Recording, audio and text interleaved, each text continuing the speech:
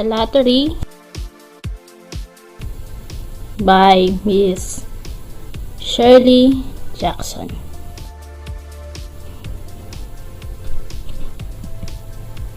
On a clear morning, June 27, the townspeople in a small town with a population of approximately 300 people, starting with children, begin to assemble for the lottery, to begin at 10 in the morning. It will conclude in time for lunch. So the lottery will start at 10 in the morning and will end before the time for lunch. It is a tradition conducted every June 27 in a small town with approximately 300 people.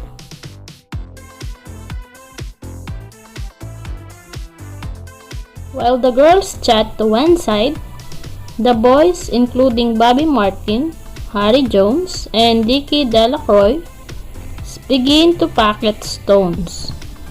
Shortly thereafter, the men and women begin to gather, chatting among themselves before standing together as a family.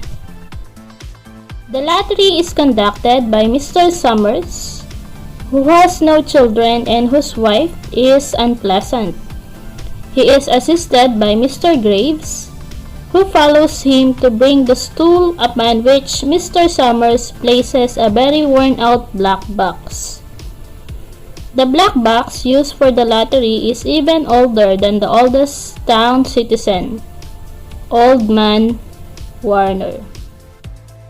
Mr. Summers stirs the slips of papers inside the black box. Originally, chips of wood were used, but as the town's population increased, Mr. Summers was forced to switch in paper in order to fit all the slips inside the box. Before commencing the lottery, several lists had to be made. Heads of households, heads of families, and members of each family.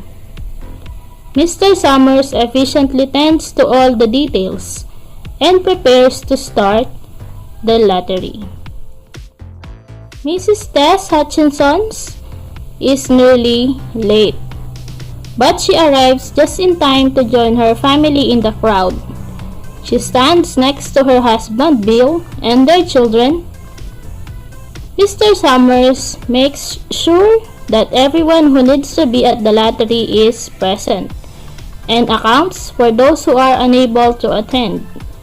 Then, the lottery begins.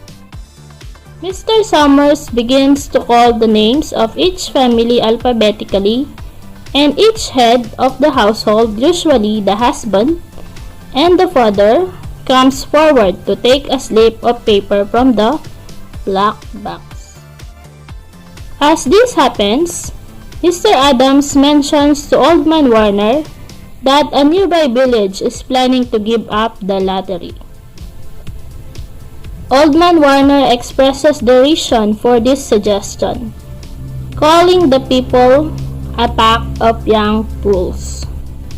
Once all the heads of the households receive slips, they simultaneously check them.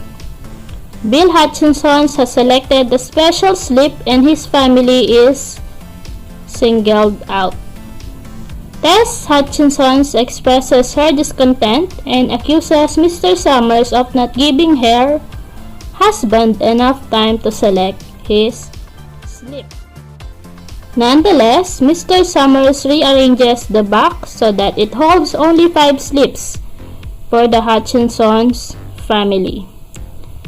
The family comes forth and each of them, Mr. and Mrs. Hutchinsons and their 3 children, select one of the 5 slips in the box.